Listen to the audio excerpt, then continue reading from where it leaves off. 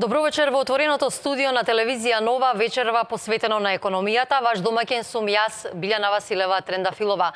Македонија заокружува годината со историски најголем буџет до сега, кој чека на усвојување во парламентот и со забавување на економскиот раст.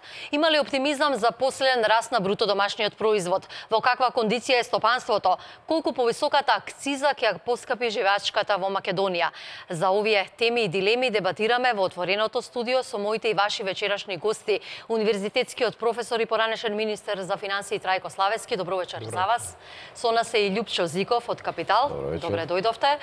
Маријан Петрески, универзитетски професор, ви благодарам што сте вечерва во студиото на телевизија Нова. А со нас е и долгогодишниот економски новинар Мирче Јовановски. Вие сте прв пат со мене во ова отворено студио. Добре дојдовте. Професоре, што ја кочи македонската економија и што може да направи државата за да имаме повисоки стапки на економски раст? Како се погледнат податоците за движењето на бруто домашниот производ, затоа што тоа е јако неперфектна, сепак така општо прифатена мерка за економските движења и на подолг рок и за споредби.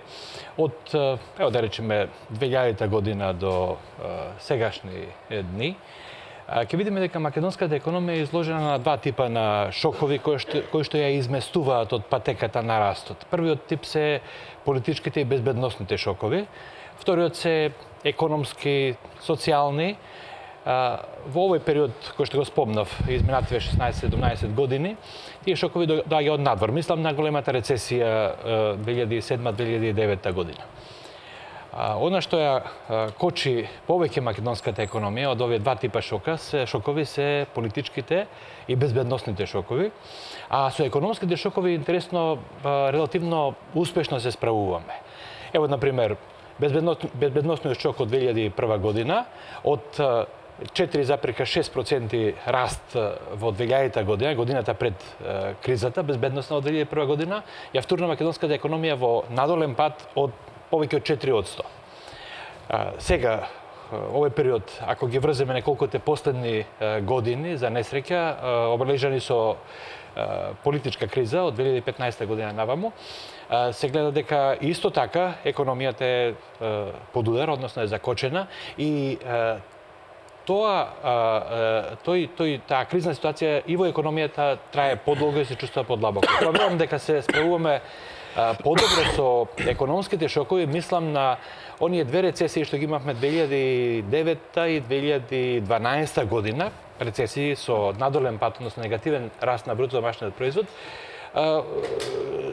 Толку беше остра таа голема рецесија, глобалната економска криза, што е споредена со големата депресија од 30-тите години, така што македонската економија добро се справи. Значи, она што и штети на македонската економија е политичката нестабилност и безбедносните закани. Зиков, дали политиката премногу се меша во бизнисот или таа политичка неизвестност што имавме, речиси цела година, се рефлектираше врз економските субјекти? Па и двете. Значи, во претходниот подолг период, политиката прилично се мешаше во економијата и тоа го гледаме и го слушавме низ разни носачи на звук. Така да тоа имаше огромно влијание. Ние веројатно слушнавме многу малку што се случувало реално.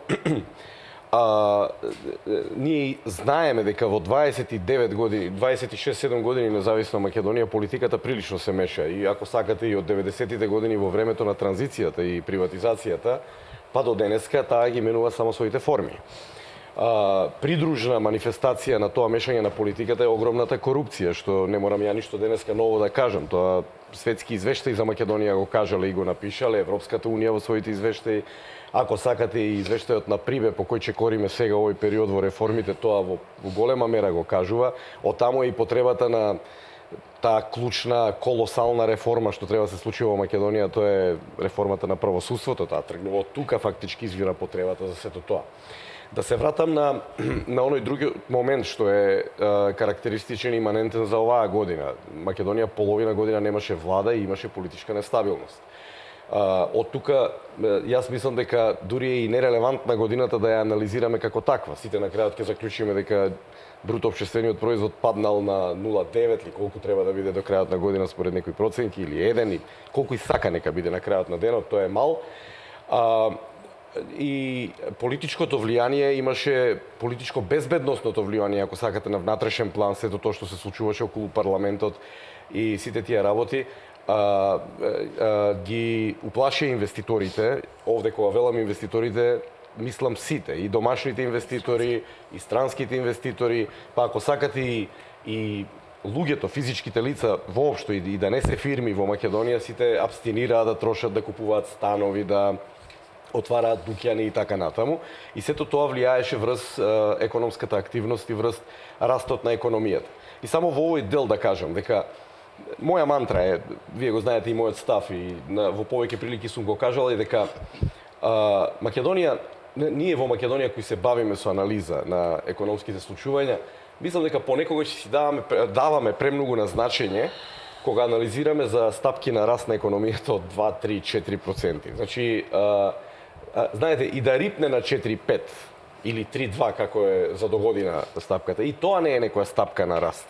Следствено на тоа, таа е неважна стапка на раст. И падот на таа стапка на раст е исто така неважен. Така да денески да анализираме ние дека паднало за 1% од предвиденото, тоа ништо не значи. Што сакам да кажам? На Македонија и треба повеќе години, во подолг период стапки на раст според повеќе аналитичари над 5%, за да потоа после извесен број години со 4,5, 5, 5,5, 6% стапки на раст, ако падне стапката на раст, да анализираме зошто паднала и да од таа точка ги бараме причините. И сосема за крај да заклучам во овој дел, значи Македонија се соочува подолги години. Ако сакате 11 години под претходната влада, ако сакате и цела транзиција од 26 години со циклични политички нестабилности кои ја вадат од такт економијата практички, тоа е под број 1, значи политичка нестабилност, и под број 2, за мене една од големите теми во Македонија што мора да се отвори и да се елаборира силно е корупцијата во државата, бидејќи во голема мера и буџетот, веројатно ќе зборуваме за тоа, во голема мера и македонскиот буџет е оптеретен со оваа појава, и заради тоа и кога е голем не сме задоволни како се троши, заради тоа што лошо се троши, да не речам во одредени сегменти и проблематично, криминално како сакате и така. За историски најголемиот буџет досега ќе зборуваме малку подоцна во текот на емисијата. Петрески, ќе се согласите со Зиков дека економијата изминатата година повеќе месеци беше секако во грч. Тоа се почувствува и во оние квартални извештаи, но сепак иако можеби не е важно какви стапки на економски раст ќе испорачаме, најважно е нели како тоа ќе се почувствува врз стандардот на граѓаните и врз општата живеачка, сепак оптимизмот и натаму е во проекциите за 2018-та. Власта очекува дека економијата ќе расте со стапки од 3,2%. Има ли многу оптимизам во овие бројки? Па добро, мислам сосем е јасно прво дека оваа 2017 година на економски план е изгубена, да не се повторувам тука, во првата половина од годината скоро и да немаше никаква економска активност, особено во делот на приватната иницијатива, и гледаме дека и во овие податоци што последно излегоа за третиот квартал од годинава, дека политичката криза, иако заврши во тој квартал не беше присутна, сепак дека има своја рефлексија и така тоа ќе остане и до крајот на годината, ќе се заврши годината со стапка на раст која што е, би рекол, значително пониска од она што беше кај повеќето проекција кај повеќето меѓународни организации. Меѓутоа да кажеме дека тоа е завршена работа, како што рековте и во вашето искажување, сега фокусот е на 2018.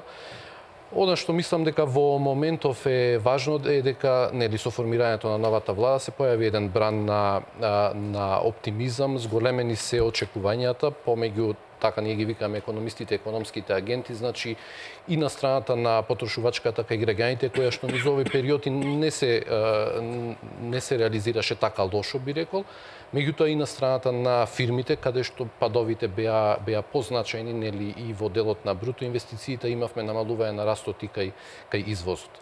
Но ова е само, да кажам, оптимизам. Сега тој за да се претвори во реални стапки на економски раст, треба да има реална активност, односно фирмите да произведуваат повеќе, да извезуваат повеќе. И мислам дека тука секако дека улогата на владата е важна, какви таа политики ќе спроведува. До сега она што го знаеме е дека имаме еден план за економски раст кој што беше представен од вице-премиерот Ангјушев.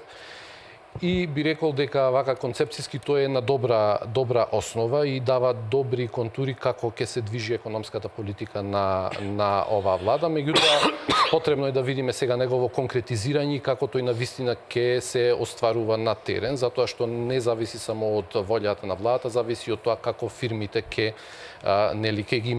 сакаат да ги имплементираат сите тие мерки. Така што да заклучам, оптимизмот е добар, но сега ни треба нешто и да кажам поамбициозен подстрек од страна на владата да може тоа да се претвори во конкретни стапки. Ако дозволите накратко да се навратам на ваше прво прашање, се согласувам дека она што и се случуваше на македонската економија на политичко-безбедносен план апсолутно е важно за стапките што таа ги испорачала. Некој просек во последниве 15 на години е дека таа имала стапка на раст просечна реална пониска од 3%. Но мислам дека клучно зошто е тоа така е дека отсуствувале структурни реформи или не се одвивале со доволно брзо темпо. Значи, ние сега во 2018 година се уште зборуваме дека, например, во делот на образование, се уште нашите ученици на меѓународни тестови се рангираат многу лошо, колку и да кажеме имаат мани сите тие тестови. Соодветни индикатори може да гледаме во областа на здравството, во областа на ефикасноста на пазарот на труд, да не зборувам во областа на кредибилноста на институциите кои што видовме дека биле многу компрометирани во претходниве години. Значи, за да може економијата, ова што го вика господинот Зиков, да оствари на среден рок континуирани стапки повисоки од 5%, мислам дека клучот лежи во овие структурни реформи и тука е клучна волјата на владата да ги спроведе, меѓутоа и да ги тргне своите раце од економијата.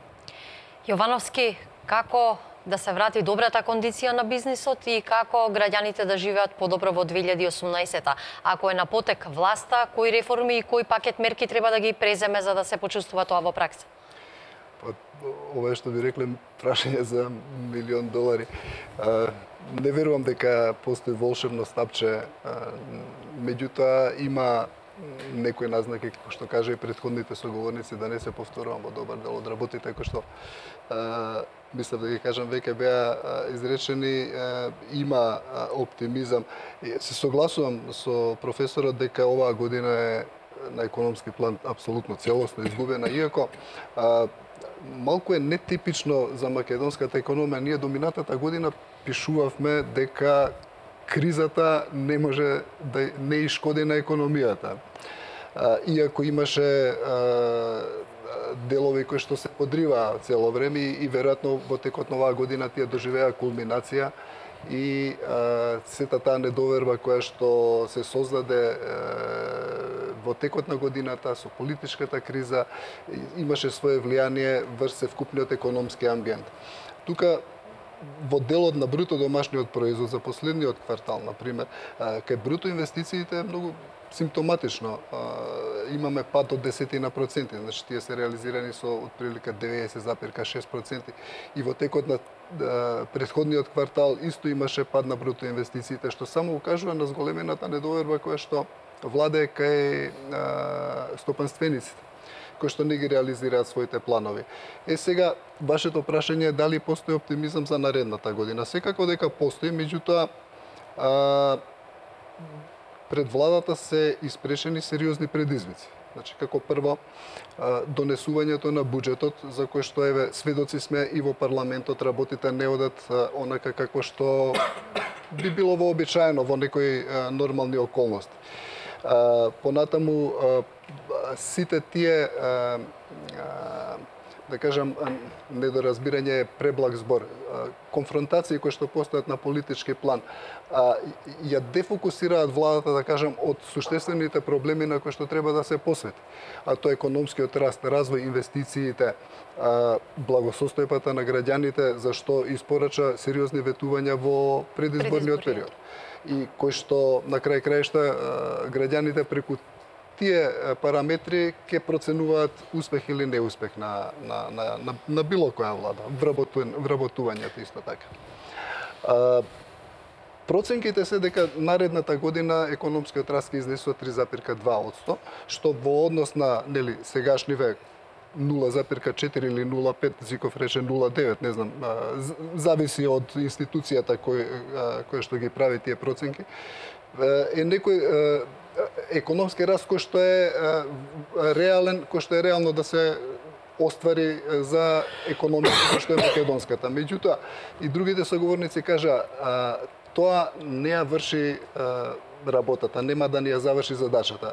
Само да подсетам, пред околу 3 недели беше промовиран еден извештај на Светската банка во Виена околу напредокот на земјите од Западен Балкан во однос на Европската унија. Таму беше кажано дека со досегашните стапки на економски раст, кои што земјите од Западен Балкан ги остваруваат, тука и Македонија отприлика во тој просек, ќе ни требаат 60 години да се достигне, 6 децении, значи да се достигне европскиот просек. Тоа значи дека деца годинава родени ќе може да да кажа дека го достигнале европскиот просек кога ќе бидат веќе пред пензија. А доколку се зголеми стапката на економски раст на над 5% годишно, според проценките на Светската банка, значи тој период ќе се намали драматично, на околу 2 децении. Што значи дека овие податоци покажуваат колку е важно за една земја да остварува економски напредок. Да подсетам, неодамна исто така во Скопје се одржаа 2 економски форуми. На едниот од нив беше кажано дека веќе не е битна големината, битна е брзината со која што напредува една земја, бидејќи во денешно време технолошките новини го прават своето, ги премостуваат оние јазови кои што порано можеби постоеа. Така да денеска малите земји можеби имаат поповолна позиција за да остварат економски развој, но за тоа сепак се потребни и други предуслови. Така, важно е да растеме со побрзо темпо и тоа да го почувствуваат сегашните генерации, а не некои идни. За економските перспективи и за економскиот раст се зборуваше и денеска во Ману. Ја имаме Љупка Камчева во живо во отвореното студио на телевизија Нова. Оттаму првиот човек на Ману ја испрати пораката од и основно владата да направи добра пријателска бизнис клима и полека да се пуштаат бизнисите сами да си ја вршат работата. Фити вели дека треба да престане практиката на делење на бизнисите на ваши и наши. Тоа е првата работа според него која расипува бизнис климата. Љупка, ти си во живо во отвореното студио кој вечерва е посветено на економијата. Економската фела порача бизнис без политика за развој на економијата. Што друго беше кажано во Ману? Така е, Биби, академик Таки Фити денеска даде една интересна порака до владата, а тоа е, како што кажа и ти, бизнисите да престанат да се делат на ваши и наши, затоа што тоа е едно нешто што најмногу му шкоди на бизнис климата. Тој истакна дека со поддршка на извозно ориентираните фирми, со владење на правото, но и политичка стабилност, Македонија може да има економски развој. Истакна дека владата треба да продолжи во инвестиции во гасификација, образование и развој, меѓутоа да ги продолжи и закочените работи. Според него, 2017 година ќе заврши со економски раст од 0,4 или 0,5%. Според Фити, за 2018 година проектираниот економски раст од 3,2% е остварлив. Меѓутоа, сепак не е голем за македонската економија. Што друго денеска беше кажано на оваа конференција, предлагам да го погледнеме прилогот кој што го подготвивме. Бизнис климата треба да биде ослободена од политиката. Треба да има поддршка на извозната ориентација на фирмите, но истовремено и политичка стабилност и владење на правото. Вака ќе се обезбеди развој на македонската економија која моментално нема клучен мотор за придвижување. Оценија учесниците на денешната тркалезна маса растот на македонската економија, состојби, промени и перспективи во организација на Ману. Треба да престане практиката на делење на бизнисите на наши и ваши. Тоа е прва работа и тоа ја расипува бизнис климата. да се гледа квалитетот, да речеме, земете ги јавните набавки. Мора да ги добиваат фирми кои што се квалитетни, кои што имаат перформанса, кои што ќе гарантираат и релативно ниска цена, меѓутоа и високи стапки на, односно квалитетно изведување на работата што треба да се направи.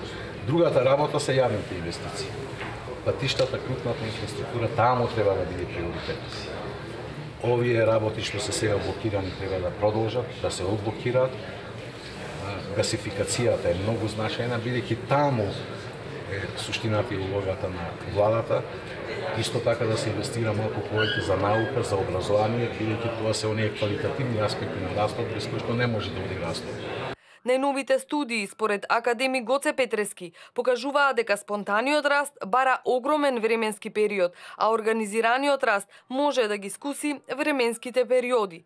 На тркалезната маса учествуваше и вице-премиерот за економски прашања Кочо Ангјушев, кој потенцираше дека се согласува со ставовите на академик Петрески, наведувајќи дека гледа излез од состојбата со формирање фирми кои се исклучително извозно ориентирани.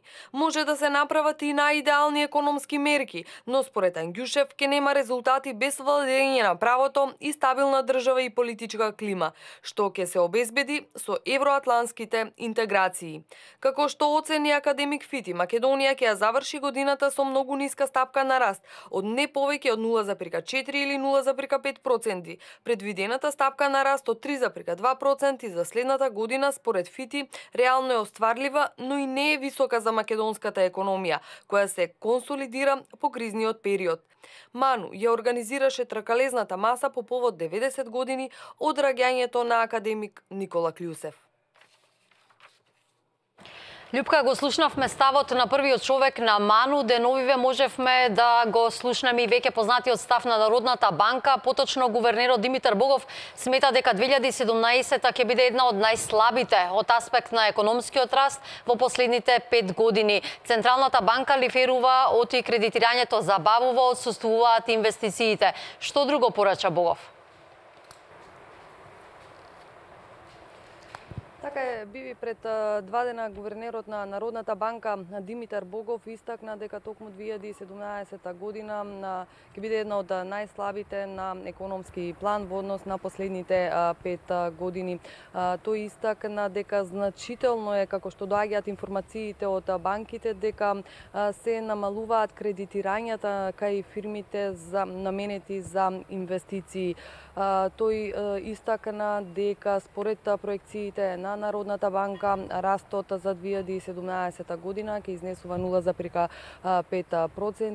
меѓутоа секако колкав ќе биде растот за 2017 година ќе се знае дури во март наредната година, кога ќе излезат податоците во однос на четвртиот квартал.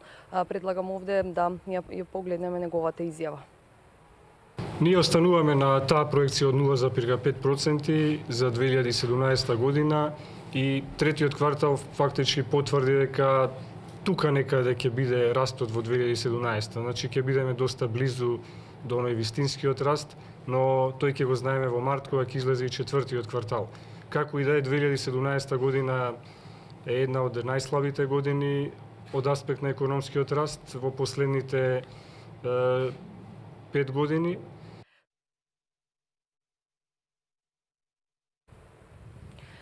Биви, тоа беше изјавата на гувернерот на Народната банка Димитар Богов во однос на проекциите за 2017 година. Јас ќе кажам дека во однос на наредната 2018 година економскиот раст според проекциите на Министерството за финансии ќе се темели на личната потрошувачка, забрзување на економската активност, економските инвестиции, меѓутоа и забрзување на извозниот потенцијал на компаниите. Ќе додадам дека и меѓународните финансиски институции, како што се Светската банка и Меѓународниот монетарен фонд, годинава во 2 наврати ги намалија проекциите за економскиот раст на Македонија, и тоа Светската банка во својот последен извештај вели дека Македонија ќе има раст само од 1,5%, иако претходно прогнозираше 2,8%. Исто го стори и Меѓународниот монетарен фонд, во кој што вели дека македонската економија проектира раст на македонската економија од 1,9% за годинава.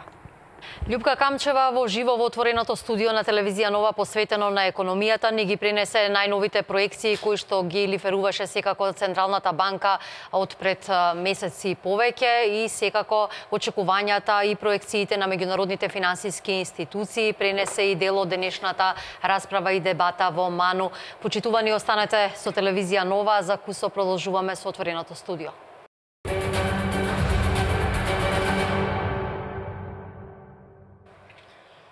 Вие гледате телевизија Нова, зборуваме за економијата, очекувањата и перспективите. Професоре, во претходната дискусија ги анализиравме стапките на раст и што треба да биде генератор на економијата в година, но еве да речеме дека заокружуваме годината сепак со историски најголем буџет досега. Државната каса тежи 3,4 милиарди евра и се уште не е усвоена од страна на парламентот. Тоа што можеби ги загрижува граѓаните, што е проектирана зголемување на акцизата. Какви се вашите очекувања? Дали проекцијата за повисока акциза може да донесе нов ценовен шок кој ќе удри по џебот на граѓаните? Мало е зголемувањето, ќе има еднократен ефект, како еднократно зголемување на цената на нафтата на светските берзи, кое што се одразува и на нашите малопродажни цени.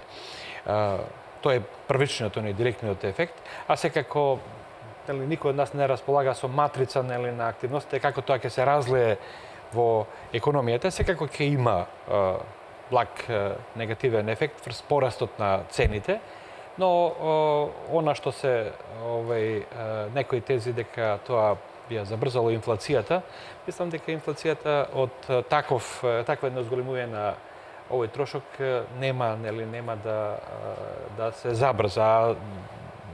Опасна инфлација е она која што е непредвидлива и е растечка.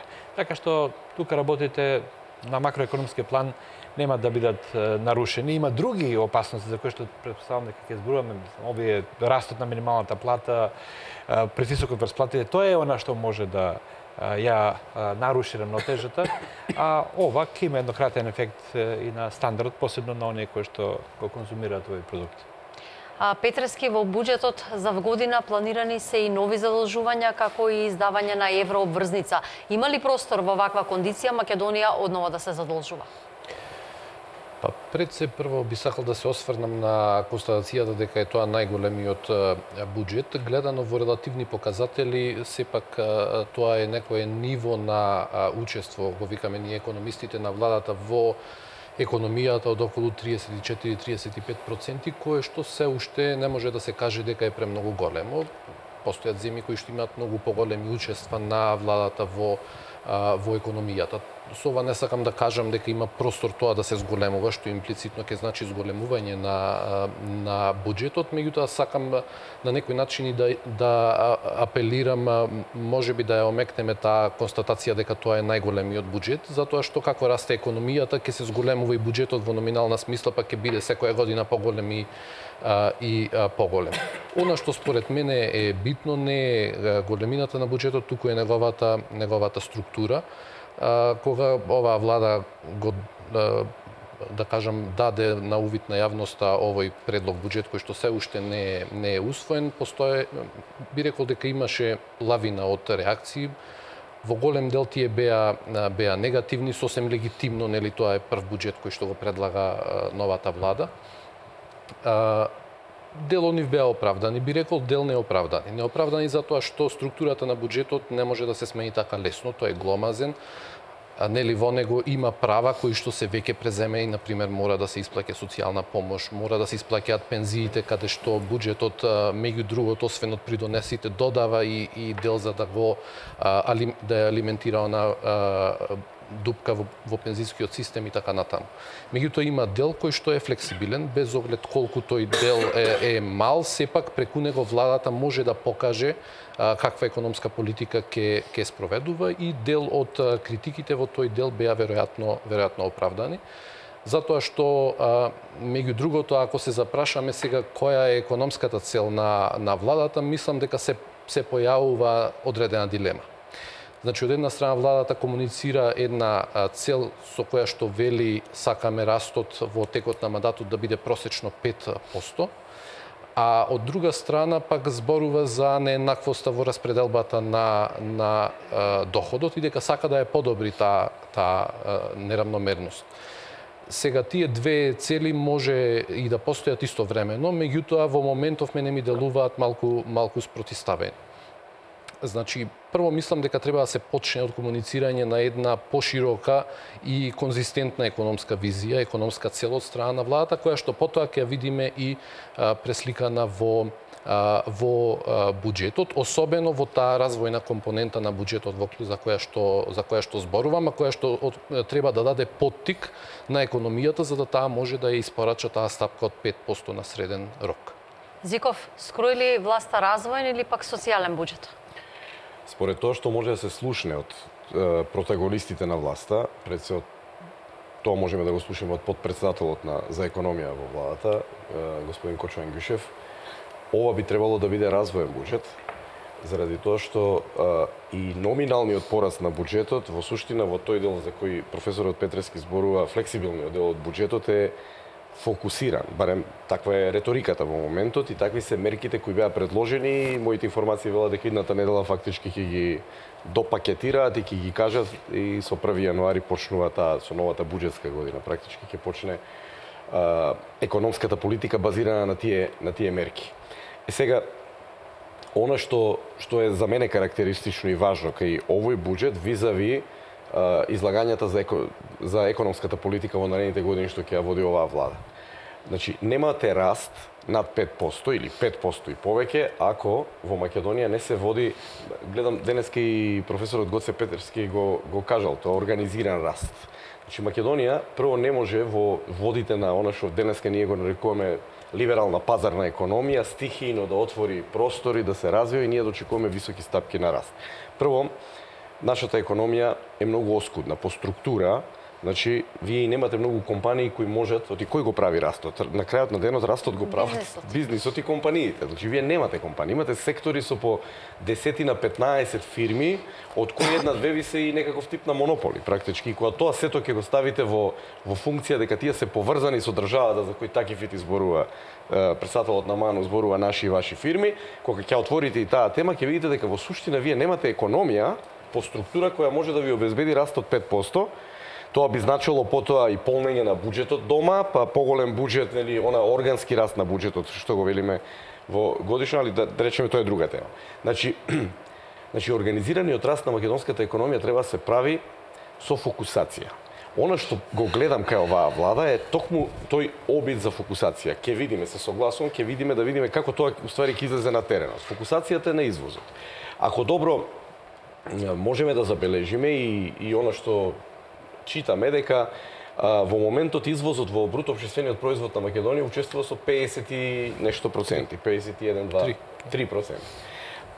За да имаме ние раст од 5% и нагоре, треба да дојде извозот во бруто општествениот производ треба да учествува со 63-4-5% па до 70%. Како да поголем извоз? Токму таа фокусација што сега ја гледаме кај владата може да произведе алатки за раст на извозот.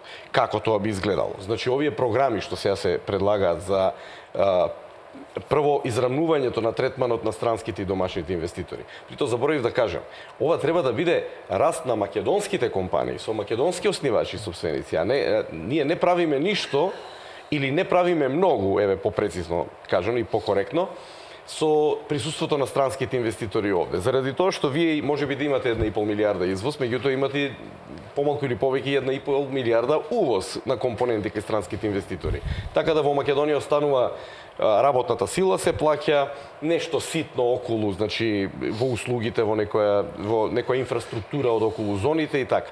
Значи ние мора да обезбедиме раст на македонските компании. И сега овде таа е многу сложена материја, значи тоа е една платформа која треба да се креира. Например, таа тема допира и со јавната администрација. Имаме превработеност во јавната администрација, лоша структура на невработеноста, јас тоа го викам, меѓутоа имаме многу лоша структура и на вработеноста во Македонија. Значи имаме една огромна армија на луѓе кои работат во јавна администрација и долгогодишно креирање на менталитет луѓето да се вработуваат во јавна администрација, да не а да не сакаат да работат во приватниот сектор. Значи, Платите се повисоки. платите се повисоки во јавната администрација, што е само по себе абсурд. Значи, во тоа вие од друга страна велите дека сакате оваа фокусација на владата, тоа е малку контрадикторно исто така, значи во тој дел сакате да зголемите извоз. Извозот ќе го зголемите ако направите силни приватни компании. Ако не направите, државата не треба ништо да прави, да се разбереме, него да креира амбиент инфраструктурен. Една од алатките како да се креира инфраструктурен амбиент за создавање за луѓето да работат предприемаштво и да дигаат компании е да речеме капиталните инвестиции. Значи може државата преку капиталните инвестиции многу да влијае.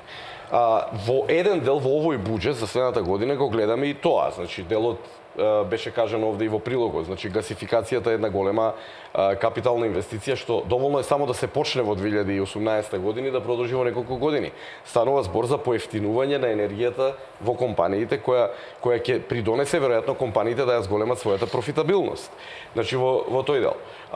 Изградбата на автопатиштата, тука ќе кажам продолжување на изградбата на автопатиштата, бидејќи тука мораме да бидеме коректни и да кажеме дека претходната влада почна силен фронт во градење на автопатишта, треба да се зголеми, има најави, од премиерот од оваа влада има најави дека тоа ќе се зголеми. И така натаму има ред капитални инвестиции што можат директно или индиректно да влијаат врз подобрување на економскиот амбиент. Може би клучниот пакет на мерки е оној што директно ќе субвенционира извоз на компаниите и тоа е тоа што потпредседателот на владата во неколку наврати веќе го најави, значи како мерки за субвенционирање на извозот. Затоа што тоа е во суштина клучната фокусација каде треба да се усмерува, според мене, ова е моја лично мислење, дека треба да се усмерува фактички секоја економска политика во Македонија во наредните години, бидејќи Македонија мора да ја најде нишата на својот раст. Ние не можеме веќе да кажуваме во Македонија сега ќе развиваме, не знам, ќе развиваме култура, ќе развиваме армија, здравство, сето тоа треба да го има, тоа се предмет на реформи и сето тоа, меѓутоа ние треба да размислуваме како оваа држава нема проблем со буџетот како таков. Јас сум застапник на тезата дека Македонија, исто го спомна професорот Петревски тоа, дека Македонија има простор за раст на својот буџет. Ако сакате и преку задолжување. Тоа не е спорно. Проблемот е каде ги усмерувате и каде ги фокусирате во Македонија, тоа било проблемот. Кај се фокусираат средствата на среден и долг рок. Со овакви политики, со една цврста, силна фокусација на извозот, на освојување на нови пазари, на македонските компании им требаат нови пазари.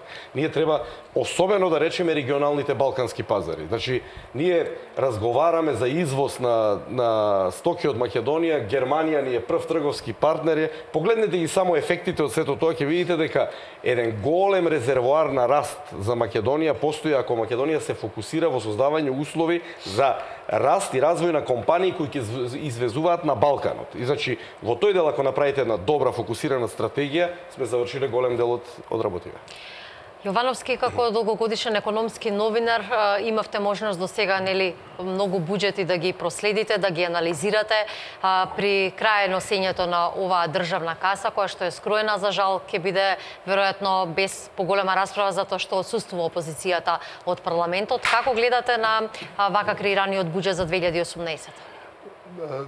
Само да се надоврзам на вашата констатација дека ќе биде, за жал, изгледа без опозицијата. Тоа е голема фалинка, голем недостаток. Јас се сеќавам низ годините наназад какви сериозни и темелни расправи имало за буџетот во рамките на Комисијата за финансирање и буџет, па и подосна на пленарните седници. Последниве години такви дебати отсуствуваат. Или ако ги има, тие се типично популистички ставање акцент на типично популистички прашања без сериозна дебата што задира во суштината на работите на буџетот, а тоа е како да се обезбедат повеќе приходи и она што е исто така многу суштествено и зашто стана веќе збор тука, како тие пари што се прибрани да се потрошат на најефикасен начин што ќе имаат повратно влијание врз општеството и врз економијата. Да не заборавиме, мислам дека рацете на владата на некој начин и се врзани, бидејќи и професорот Петрески го спомна тоа, голем дел од расходите се веќе законски определени, стекнати права и така натаму, значи социјална помош, плати за вработени, тие пензии, дотациите што ги дава државата во пензиски за одржливост на пензискиот фонд, тие работи не можете да ги промените. Едноставно е невозможно или невозможно е без сериозни потреси во општеството. Она што, да речам, во однос на буџетот, јас лично како го доживеав, не беше за мене толку големо изненадување зголемувањето на акцизата, иако тоа вака во јавноста одекна многу, предизвика лавина од коментари. И предизвика до некаде и со право многу медиумско внимание. Инаку јас сметам дека тоа нема да има ефект голем врз инфлацијата. Според моje лично видување, владата се соочи со проблем да обезбеди доволно приходи во буџетот. Затоа што претходно ја укина радиодифузната такса, значи треба од средства од буџетот да се обезбедат за таа намена. Значи има работи кои што треба да ги најде тие пари некаде. Наједноставен начин е да се зголеми акцизата или да се зголеми некоја давачка која што директно ќе ги зголеми приходите. За мене поголемо изненадување беше апсолутната големина на буџетот, иако се согласувам, значи дека тој не е во релативен износ голем буџет во однос на бруто домашниот производ и дека има простор за негово зголемување, но мислам дека тоа не може да оди механички. Значи, тоа зголемување треба да биде паралелно со економскиот раст на земјата што ќе го остварува во наредните години. Изненадувањето зошто го имав во однос на големината поидувам од најавите кои што ги имаше сегашната власт, нели во предизборието, дека ќе ги намали максимално трошоците за да обезбеди, значи, простор за приватниот сектор да има повеќе средства да останат, кои што приватниот сектор ќе ги употреби тие средства за сопствен развој. Мислам дека тука Македонија се најде во некој меѓупростор. Минатата власт фокусот го имаше токму врз државните инвестиции, врз инвестиции во градежништвото. Само да споменам, една од причините за големиот пад односно за малиот раст на бруто домашниот производ се токму падот на активноста на секторот градежништво. Значи со 80% некаде 80 и нешто проценти се реализира. Оттаму поттикот што ќе го добијат приватните фирми, што зборуваше Зиков преку субвенции за поттикнување на извозот. Меѓутоа и креирање на еден амбиент кој што ќе им овозможи на домашните инвеститори да излезат на меѓународниот пазар со конкурентни производи е излез за нашата земја. Нашиот домашен пазар е премногу мал за да обезбеди стапки на раст какви што сакаме. Значи ние како држава сме осудени, да кажам, да извезуваме. Доколку тоа не се прави, не може да се обезбеди стапка на раст која што ќе излече земјата од оваа економска состојба која што е сега, а за да се обезбеди извоз треба конкурентски производи, треба инвестиции во современи технологии, треба обучени работници и така натаму. Професоре, да, пред да поставите прашањето, може ли вака, јас директно одговорам на прашањата, затоа вака некако сум молчалив. Толку ми требаше да одговорам на вашето претходно прашање, би сакал нешто во врска со буџетот, па после ако има простор поставите некој друго прашање. Вака, стапката на раст не е небитна. 1%, значи или 1% поен на раст на 10 милиарди евра бруто домашен производ, пресметете дека тоа е 100 милиони, нели? Апсолутно. Тоа се големи пари, вие да ги загубите. А ние ги губиме тие средства и губиме на следниот начин. Сите проценки говорат дека македонската економија има потенцијал за раст од просечно 4% годишно. Значи, внимајте, не можете вие сега да барате од некој од мене да подигнам 100 килограми, кога можам да подигнам, да речеме, 3 пати помалку таа тежина. Треба многу да се работи, да го подигнам својот потенцијал за тој напор. Така и со економиите. А потенцијалот на економијата се зголемува за подолг временски период со тоа што на многу места ќе се влечат правилни потези, инвестициите, и физички, инфраструктурата, образованието и така натаму и така натаму. Значи, тоа е едниот овој момент. Инаку во врска со големината на буџетот, тоа е на некој начин изведена категорија. Многу е побитни се две работи. Побитно е дали една земја која што минала низ фаза на зголемување на јавниот долг, сега настојува да го стабилизира јавниот долг. А ние сме во ситуација, односно сме во пред нужна потреба за стабилизација на јавниот долг. Инаку сето останато е изведена категорија. Приходите отприлика се детерминирани од она што може да го испорача економијата при нормални околности. Расходите ги вклучуваат, како што беше кажано, оние недискрецијски расходи, она што се стекнати права, што мора да се лимитираат, и сега верувам дека сите присутни и публиката тоа знае. Сакам да укажам на еден момент тука од она што е останато на дискреција, односно за водење политика на владата. Прво, пред да очекуваме дали бил развоен буџетот или бил некаков поинаков, да тргнеме од сегашна ситуација кога сме далеко под потенцијалот на економијата. Значи, прашањето е зошто една економија која што може да оствари стапка од раст или се очекува од неја да оствари стапка на раст од 4%, оваа година е близко до нулата. Нешто детектиравме, детерминиравме, политичките околности и така натаму и така натаму.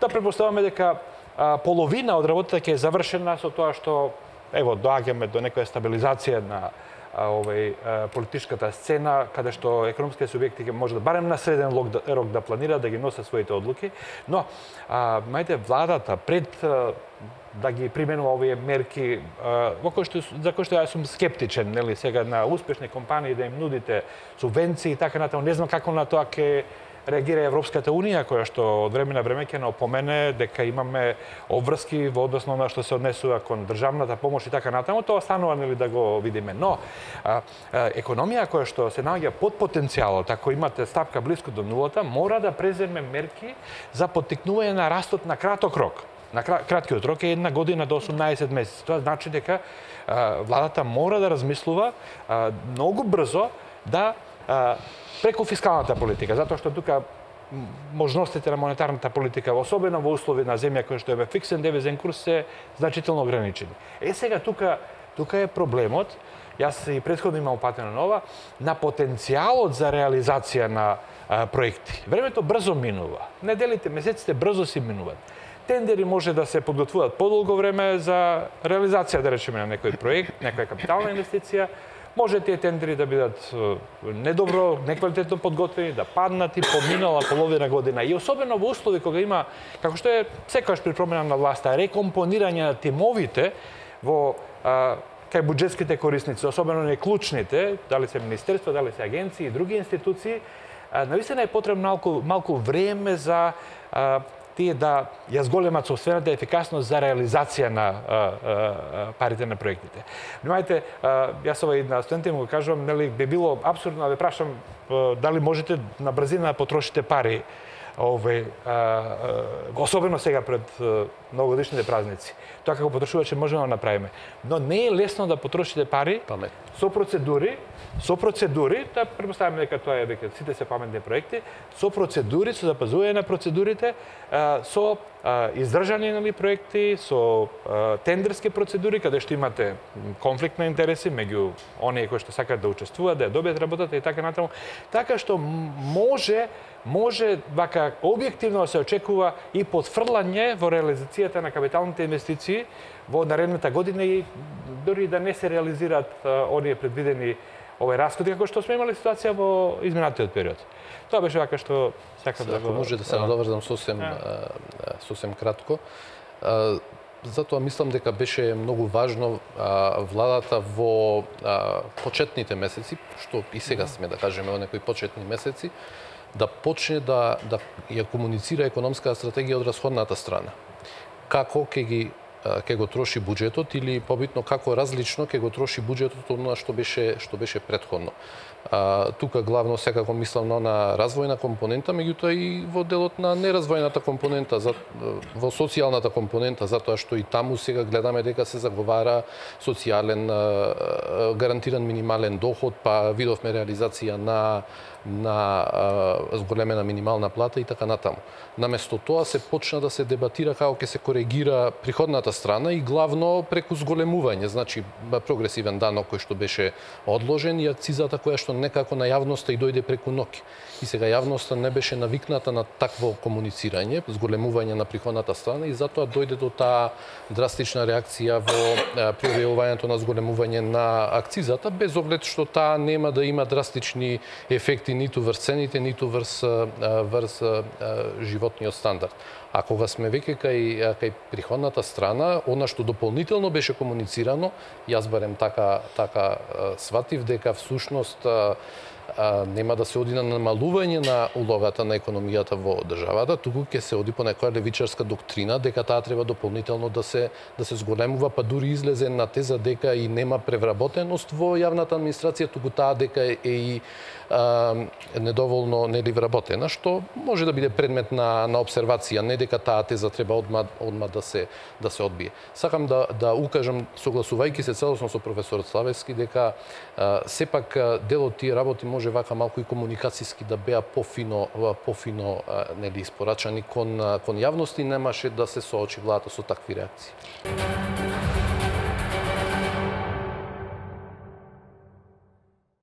Ние сме назад во отвореното студио на телевизија Нова, посветено на економијата. Мои ваши вечерашни гости се економисти, универзитетски професори и новинари. Зиков ги слушнавме ставовите на универзитетските професори. Знаеме дека на нош можеби беше дочекана најавата за повисока акциза. Се дебатираше и за промена во делот на даночната политика, но за 2019 е одложено зголемувањето, односно промената во данокот на добивка и на персоналниот данок. Што тоа ќе значи за фирмите? Мојот став тука е познат. Тој дел јас и колумни пишував на таа тема. Во делот на зголемувањето на стапката за персоналниот данок, мислам дека е погрешна таа политика. Пред се заради тоа што мислам дека рамниот данок во Македонија ги даде позитивните ефекти и мислам дека тоа беше добар потез во 2006-2007 кога беше 7 година кога беше донесена таа политика. И мислам дека принципиелно не треба да се менува нешто што функционира и што е добро. Од друга страна, поголемиот аргумент за оваа работа е дека зголемувањето на стапката на персоналниот данок, па нека е и над за делот над границата од 60.000 денари ќе влие дестимулативно, токму и за оној дел од дискусијата преге што го правивме во делот на компании, приходи, зголемување на извоз, да се стимулира предприемаштвото, повеќе инвестиции. Се согласувам, тоа е веројатно долгорочна политика што треба да се прави, меѓутоа треба да се почне со таа политика за да даде резултат на можеби на некоја граница од 2 до 4 години и така натаму. Само уште ова, персоналниот данок треба да остане на ова ниво за да биде да остане да се стимулира работата и зголемувањето на приходите. Сум за тоа да се стимулираат граѓаните да заработуваат повеќе, а не да им се одвојува од тоа па да плаќаат према државата. Токму го споменавте рамниот данок, вие професоре бевте министер за финансии и како од оваа временска дистанца гледате на можно менување на даночната политика? Добро, идејата за воведување на рамен данок во некои кругови во кои што јас учествував и во изработка на проекти уште 2005 година беше созреана и се на некој начин создадува можности по изборите во 2006 година промена на власта да се воведе рамниот данок. Директно учествував и во идејата и во реализацијата и мислам дека се уште многу добро и служи на овој македонската економија. Целосно се согласувам со еден, да речам, информиран, активен наблюдувач на економските состојби кој што е и аналитичар кој што е господинот Зиков. Позитивните ефекти се познати. Во земја со висока невработеност, на ова ниво на развиеност, важи она максима дека даноците треба да бидат ниски и да бидат едноставни, што е сега постигнато, и дека владата навистина нема проблем. Ево, ние дискутираме цело време дека најголемиот буџет е креиран и се очекува да се оствари со таа стапка од 10% на персоналниот данок на доход. Значи би се направило голема грешка ако во оваа фаза се оди на нарушување на она што е постигнато како приспособување до сегашно на економијата на овие даночни ставки.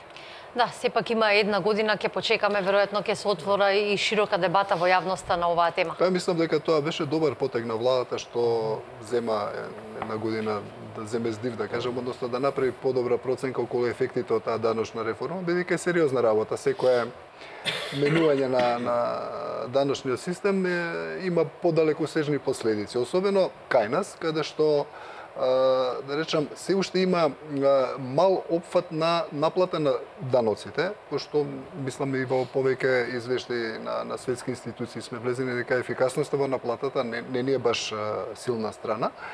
И особено што, да речам, не се опфатени сите приходи на сите граѓани. Така да, доколку се преминеше кон зголемување на персоналниот данок на доход, оштетени ќе беа одредени категории на луѓе кај кои што, не знам, едноставно, или професии кај што не можете да ги скриете тие работи, не знам, во образование, во финансии, претпоставени, така натаму. Така да, тие на некој начин ќе беа казнети, а другите ќе беа наградени. И на овој начин мислам дека владата направи добар потек што, иако го најавуваше, тоа го одложи за една година, за да направи малце и подобро скенирање на состојбите. Коректна е оваа дебата, исто како што е коректно тоа што владата се повлече, барем еве до 2019, ќе видиме дали тоа ќе се реализира и како ќе се реализира. Исто така би рекол дека е благородна таа цел за социјална рамноправност, еднаквост да кажеме, и идеалот можеби од сето тоа би бил постигнување таква распределба како во Шведска, Данска, скандинавските земји. Меѓутоа, ние не можеме да ја споредуваме Македонија со нив во смисла на нивото на развој кое што го имаме сега. Ние мора да правиме прилагодување на политиките, особено на даночната политика, на нивото на развој на кое што е економијата. И моментално сме на такво ниво на развој на кое што нас ни треба раст, еве да се согласиме дека главно воден од извозот, кој што ќе зголемува колачот, кој што ние потоа ќе одлучуваме да го распределуваме на еден или друг начин. Кога тој ќе биде доволно голем колач, тогаш може да се согласиме дека ќе одговара некаква поинаква распределба, од која што ќе земаме повеќе од богатите и ќе трансферираме кон посиромашните. Во прилог на оваа теза мислам дека ми одат и самите податоци што ги објави Министерството за финансии. Нивната теза на Министерството беше дека имаме висока нееднаквост во распределбата, што не е точно. Ако подобро ги погледнете тие податоци, покажуваат дека ние сме колективно сиромашни и дека искривување од таа слика се не најбогатите 1%, туку поединци во тие најбогати 1%, кои што, меѓу другото, не верувам дека ефикасно ќе ги решите ако воведете прогресивен данок. Така што, еве да кажам дека јас лично се согласувам со целта за порамномерна социјална, порамномерна доходна распределба, меѓутоа мора да бидеме многу внимателни во кој момент тоа ќе го воведеме. Доколку тоа се случеше сега, па дури во 2019 мислам дека ќе биде многу преурането. Тоа што јавноста и граѓаните го очекуваат е реализирање на предизборните ветувања токму од страна на оваа владеачка гарнитура. Се ветуваше минимална плата, но и просечна од 500 евра. Кога може просечниот македонец да очекува дека ќе добива ваков личен доход? За мене е проблематично ветување во номинални категории. Имавме една ситуација уште 98-99 година, во една друга констелација, кога една партија која што на занесот на незнаењето, некои очекувања и така натаму, ветуваше во тоа време плата од 1000 марки, што би биле сегашни 500, околу 500 евра, и тоа навистина беше едно празно ветување. Затоа е ризично, нели? Ризично да се ветува номинален пораст на платите, како што е во случајов во Република Македонија, затоа што растот на платите, ако не е поврзан со продуктивноста, тоа ќе предизвика други неравнотежи во економијата. Сега, едно од ветувањата е реализирано. Минималната плата за оваа година е веќе зголемена на 12.000 денари со очекување да оди до 16.000 денари.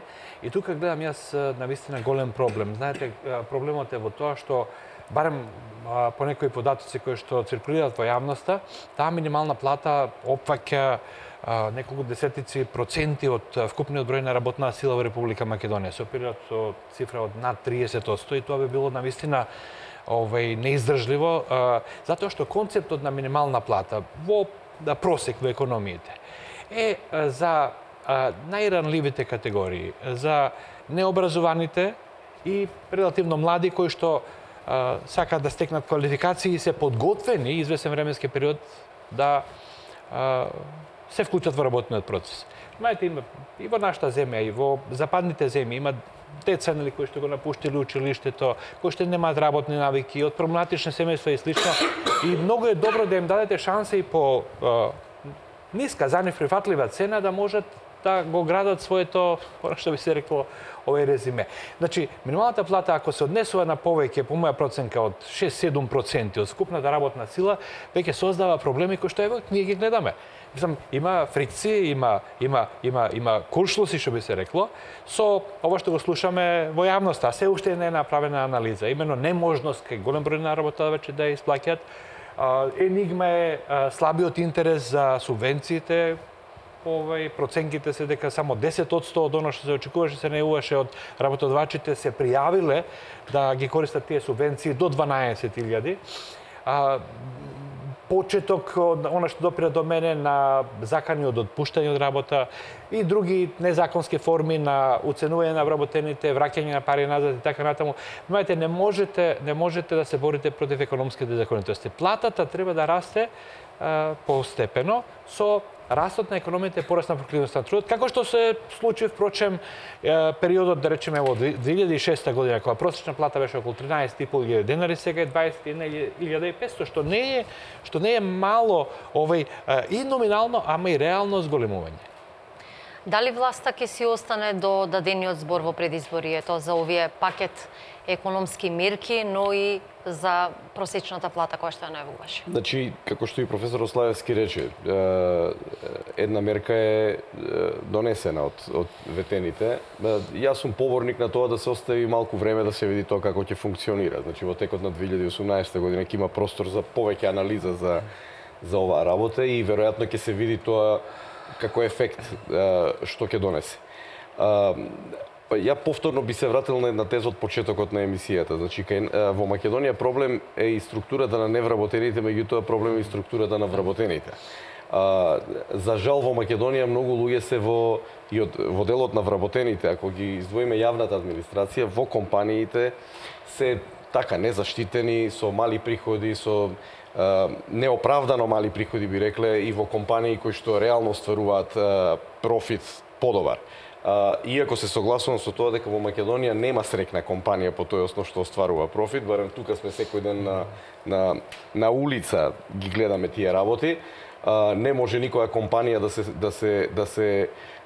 да се пофали дека остварува профит, а при тоа па и да е чиста компанија во смисла на тоа да не е задолжена или да има помалку ниво на задолжување и така натаму. Бидејќи имате вие добри компании во Македонија, меѓутоа погледнете ги во банките во каква состојба се. Значи тие само имаат провизорна слика една дека се добри. И повторно се враќаме сега на клучот како да ги зголемиме компаниите во Македонија. Значи тоа е големата тема, големата слика со која треба да се занимаваме и како аналитичари и како носители на економска политика во владата, па на крајот нели и као деловни луѓе.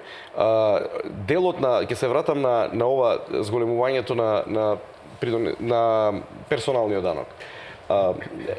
Еве, на пример, ќе го кажам тој пример како реално порасна платата на програмерите во Македонија. Во еден период од 10-15 години, IT индустријата порасна, таа растеше секаде во светот, заради тоа и порасна во Македонија, бидејќи се бара софтвер повеќе. Добрите програмери веќе си го имаат своето место во македонските IT компании и бегаат од македонските IT компании, бидејќи се појавуваат странски компании, регионални и европски од Америка, кои ви даваат работа дома во Македонија да работите за нив и платата е 100%, има и такви случаи каде што е 100% платата поголема од и така високата плата во македонската IT компанија. И сега вие доаѓате во ситуација да го оданочите со поголема стапка на персонален данок. Што ќе направите? Направите да повеќе програмери и вработени во IT индустријата да се префрлат да работат во странските компании, или ќе избегаат физички или ќе работат во правни лица кои се во Македонија, меѓутоа се странци. Македонските IT компании ќе ги осакатите во тој дел, тие ќе намалат својата профитабилност и реално не можат да пратат толкава голема плата што ќе им ја давате овие и едноставно ќе нема дали тоа што програмерите нема да сакаат да работат во македонски компании и така полека таа индустрија ќе оди во надолна линија, а веќе подолго време оди во нагорна линија и за да сум јас влада, значи јас би им направил таква економска рамка во која тие би требало сега да се зголемат уште повеќе, значи дури да купуваат работна сила, можеби од Србија, од Косово, од Албанија, од Бугарија, да доаѓаат луѓе да работат во македонски. Сега тоа во тој дел треба да се води една добра политика економска кон компаниите. И така е разбирам ја оваа економска политика што ја предложи владата за зголемување на извозот, на пример во тоа. Мирче, се шири популизам или навистина дојде животот во Македонија? Па вака ја би се надоврзал сега на некои работи во врска и со минималната плата, да биде, мислам, јасно е дека и минатата влада во повеќе наврати го градеше својот рейтинг преку зголемување на социјална помош, на пензии, на плати во јавна администрација. Дури воведе минимална плата. Молам? Дури воведе така што и тогаш тие надоместоци, да кажам, беа оценувани од делот од стручната јавност како неекономски, меѓутоа од друг дел на економската јавност беа оценувани дека зголемената моќ за домашна потрошувачка ќе има позитивно влијание врз економскиот развој.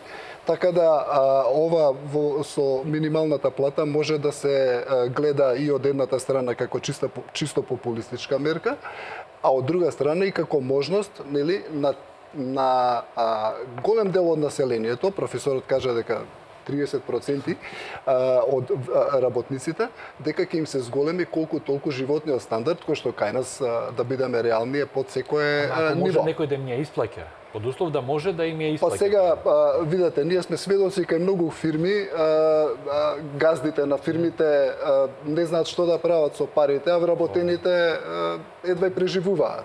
Значи, тоа е очигледно. Така да има простор кај дел од фирмите да исплатат минимална плата која што се бара. Друго е прашањето, да кажам, поради воспоставените односи во домашнава економија, кај што работниците немаат речиси никакви права наспроти работодавачите и се прават разни злоупотреби. Па ние сме сведоци дека и кога се давал овој за гарантираниот К15 или надоме што го вика, има сведоштва кај што ќе се исплатат тие пари, па му се јавуваат на телефон, веднаш ги враќа парите на работодавачот. Значи државата треба да се насочи кон регулирање на тие односи, а пазарот ќе си го каже својот. Завршна поента и од Петрески. Коректна е оваа дебата околу минималната плата. Се согласувам со тоа да се гледа минималната плата како економска категорија и дека нејзино зголемување, особено нагло, може да предизвика значајна дисторзија на пазарот. Меѓутоа има еден значаен битен контрааргумент. Едно неодамнешно истражување покажа дека 62% од работниците кои биле осигурани формално на минимална плата, дека примиле и плата во кеш. Тоа е проблем во нашата економија, кој што постои, значи им се дополнува нивната реална плата што ја примаат е поголема од минималната плата што тие се осигурани, начин нели на кој што државата губи приходи по основ на придонес и по основ на даноци. Мислам дека прашањето е многу покомплексно. Освен ова економска страна мора да се гледа и таа техничка страна, од каде тие пари истекуваат и како доаѓаат до работниците. Нормално испротивниот момент да се бара да се враќаат веќе исплатени средства. Тука е клучна улогата на инспекторатите. Јас морам да ви кажам дека пред некое време влегов на веб страната на Инспекторатот за труд и последен извештај што го најдов беше за 2012 година. Што ми алудираше дека не работи или нешто се случува. Значи, ако имаме силни регулаторни тела, тогаш можеби нема сите овие проблеми да се решат или нема да се решат наеднаш, меѓутоа во дел сигурно ќе се сузбијат преку таков регулаторен механизам. Инаку, Билјане, само јасно е дека платата треба да биде израз на продуктивноста на трудот. Тоа е што го кажа професор Славски, тоа е јасно, мислам. Дефинитивно дека на крајот на криштата економистите знаат да кажат цехот некој ќе го плати. Три цени се најважни во економијата. Девизниот курс, каматната стапка и платите.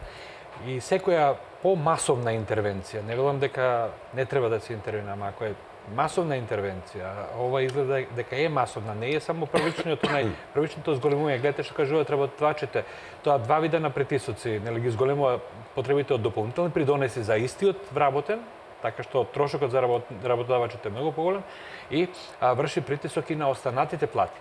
Ако ова беше целта, а имаше такви барем вербални најави дека ќе водиме политика на раст заснова на растот на платите, мислам дека е нешто што треба да се преиспита што е можно поскоро, затоа што може да предизвика сериозни проблеми во економијата. Ние ќе ги следиме и натамо движењата во македонската економија и секако ќе дебатираме и анализираме по најновите бројки. Господа, ви благодарам што бевте дел од отвореното студио на телевизија Нова посветено на економијата. Вам, почитувани гледачи, ви благодарам што не гледавте и ве поканувам да останете со телевизија Нова да ги проследите најновите информации од Македонија и светот. Бидете со нас.